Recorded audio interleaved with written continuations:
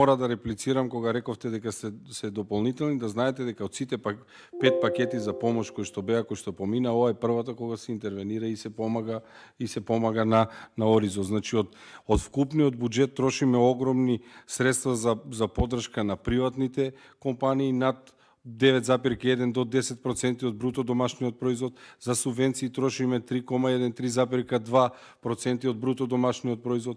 Дополнително со ковид мерките 5 пакети беа вклучени најразлични субјекти, приватни компании, социјални случаи, студенти и така натаму. Сакам да знаете дека оние кои што ни ја произведуваат храната сега првпат се споменати со овој пакет.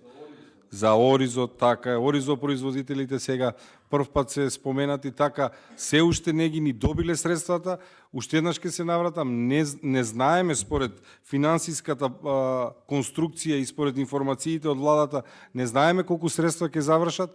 Пред да изјавуваме јавна благодарност, нека биде донесен законот, потоа ќе ги видиме точно, ќе ги погледнеме бројките кои што ќе ни стигнат од Министерството за економија. Затоа реков подоцна, можеби ќе биде потребно да се интервенира со продолжување на рокот на откуп, затоа што можеби сумата ќе биде незначителна во споредба со другата државна помош. Ви благодарам. Ви благодарам. За збор се јави пратеничката Бети Рабаджиевска.